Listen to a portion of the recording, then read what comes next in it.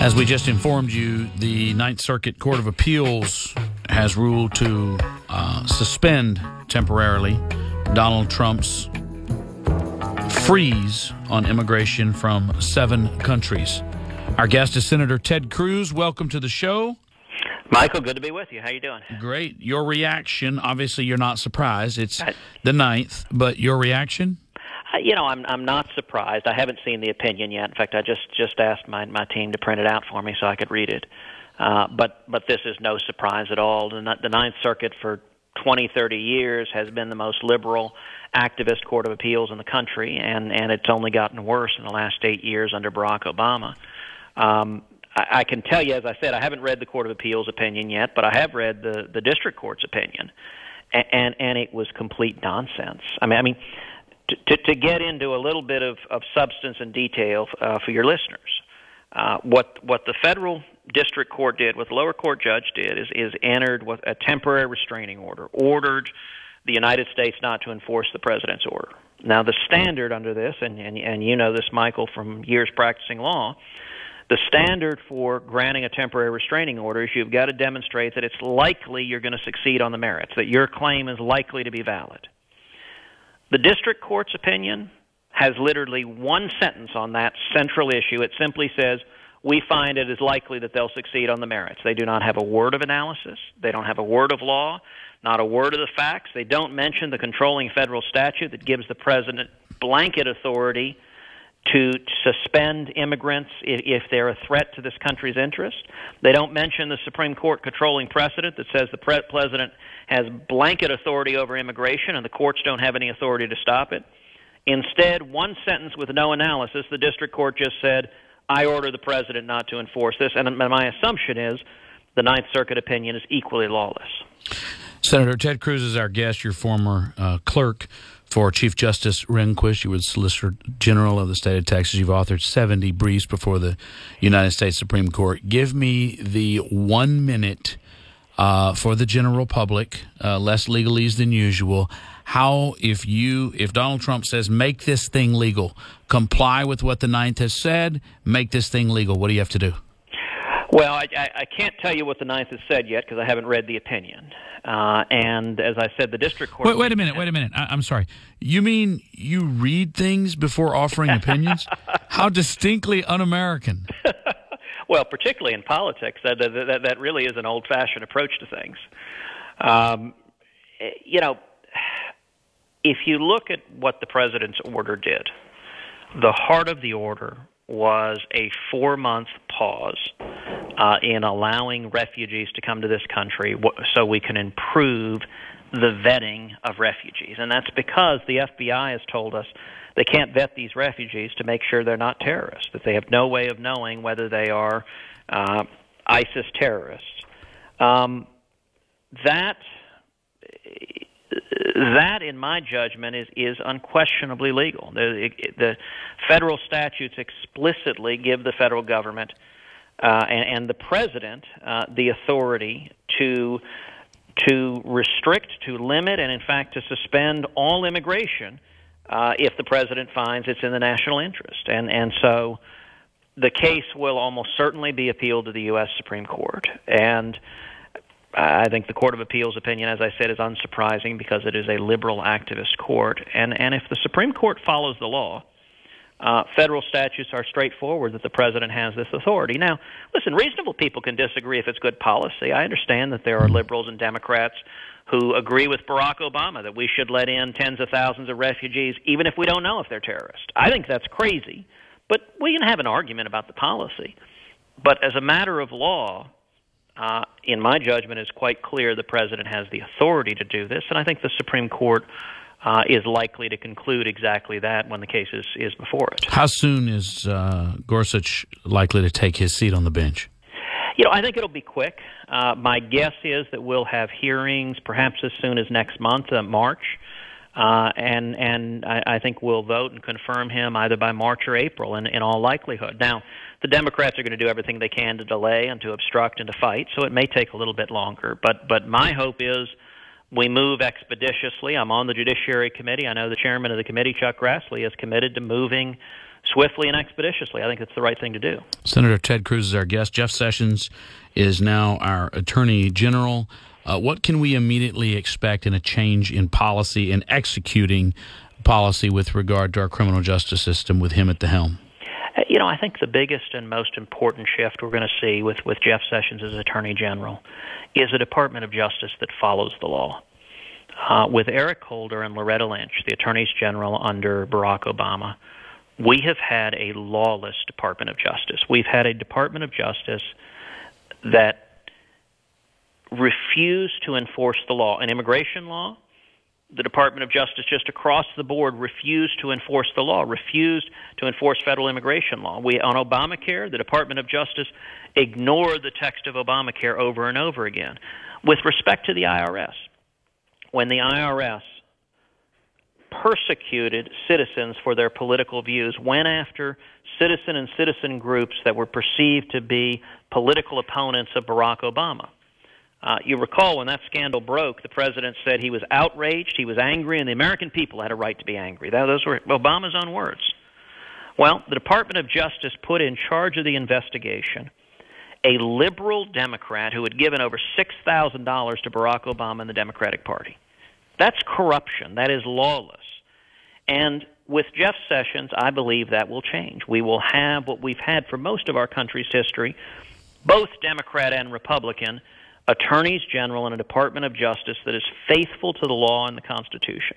And, one thing that's important, Michael, you know, as conservatives, we don't want an AG who's a partisan on the right. I mean, our interest is not seeing an Eric Holder on the right who abuses the law and goes after liberals. That's not the job of the Department of Justice.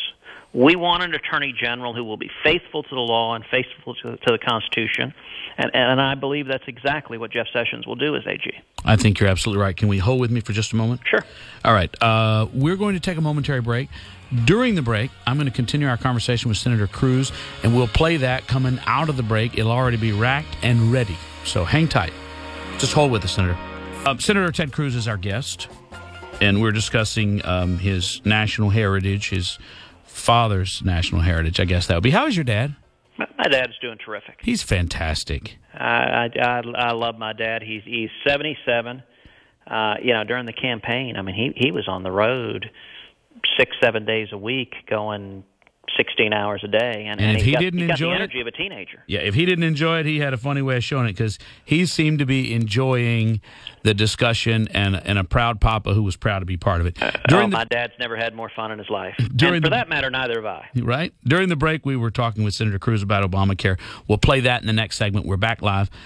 We talked about repeal and replace. Who's driving the Senate's actions in the Senate? Obviously, there's a lot of procedural strategery, as W would say, going on. Who's making those? Is that a McConnell call? It is McConnell, but there are 52 Republicans, and to pass anything, we need 51 of them. So it's a little bit like herding cats. And right now, there are all sorts of different contingencies. I think we will get 51 Republicans to repeal Obamacare. And on replacement, there's a lot of consensus. There's consensus that we should get government out of the way, that we should empower patients to choose your health care, that we should allow you to purchase health insurance across state lines, which will give you more choices, which will lower prices, make health care more accessible. We should expand health savings accounts so that you can save for health care needs in a tax-advantaged way. And also that we should make health insurance portable so that you don't lose your health insurance when you lose your job, that it goes with you. All of those are common sense ideas. There's wide consensus. And it is unclear right now whether we will be able to pass those replacement ideas on the reconciliation bill, which is what we're doing now, or whether we'll have to do it on a separate piece of legislation. If it's a separate piece of legislation, the Democrats will almost surely try to filibuster it, and we could be fighting about that all year long. But it's a fight worth fighting, right? It is a fight very worth fighting.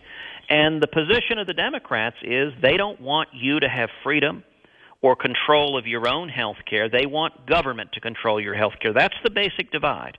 It is that I believe, and Republicans believe, you know better about your family. You should be making health care decisions with your doctor, And you ought to be able to afford health insurance. The fact that Obamacare has caused people's premiums to skyrocket. Right now you're paying higher premiums, your deductible's much higher, you have lousier insurance, fewer doctors, a narrower plan. That is a bad deal for the American people, and it's why we've got to repeal this terrible law. But Senator Ted Cruz, doesn't it mean really that just like with school vouchers, we got to get the government out, and some people will make bad decisions with regard to their health care and how much of it they fund by hedging their risk through an insurance premium? I mean, isn't that really what we're arguing? Let a person have a choice and recognizing some people are going to make bad choices. Well, sure. Look, part of freedom is the freedom to make bad choices. You know, I don't think we need Big Daddy or Big Brother of government making every decision for us. And one of the differences between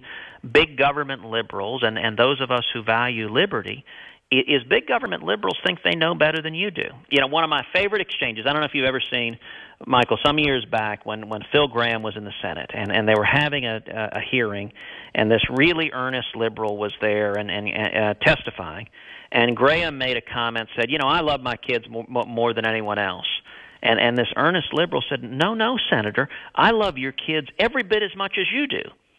And Graham, with a twinkle in his eye, stopped and said, really? What are their names? That's pretty good. I like that. When you look at the issues where you think the Democrats will fight the least, obviously even Democrats have to admit that there were problems with Obamacare. And Senator Sanders made the statement with you the other night, effectively, that Barack Obama had lied about if you like your doctor, you can keep your doctor. Yeah. I mean, are those a simple, low-hanging fruit that we can get agreement on?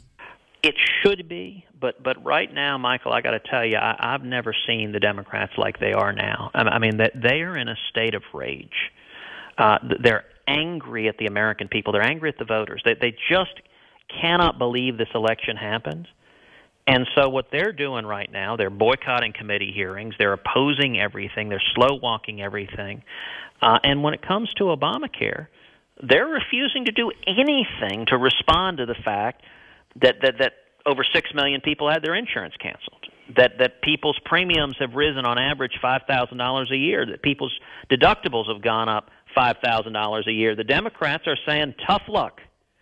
And so I don't know if that's going to change or not. It may not, which means it's going to be incumbent on Republicans to lead and to keep the promises we made to the voters.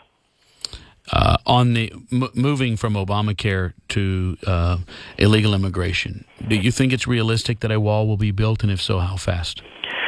You know, I do think it's realistic. I can tell you I sat down this week with Secretary Kelly, the new Secretary of Homeland Security, and he committed to me that they're actively underway working to build a wall. They're working with communities. He's been meeting with law enforcement and Border Patrol and saying, all right, what are the highest priority areas to build the wall first? You know, where is the heaviest traffic? And that they're identifying those areas and moving forward. And, you know, existing federal law requires constructing an impassable barrier, a fence or a wall. And Obama just refused to comply with federal law. So I believe we will break ground in a matter of months.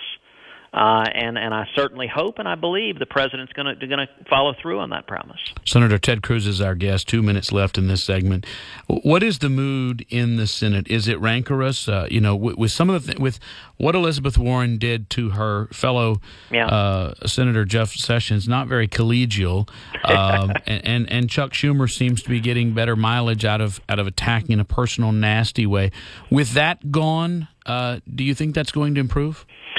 You know, I don't think it's going to improve in the short term. I was having a conversation last week with a Democratic senator, one of the more liberal ones, but not really a bomb thrower, and he was saying our base, meaning the liberal base, is so angry that they are threatening to primary any Democrat who doesn't oppose Trump on everything all of the time, all day long. And he said, listen, we're more scared of getting primaried than we are losing in a general. And that dynamic, unfortunately, I think it's going to play out until red state Democrats who are up in 2018 in red states, get more scared of ticking off the voters than they are of their own left-wing activists who are furious at the voters for electing Trump. And that seems to be the case.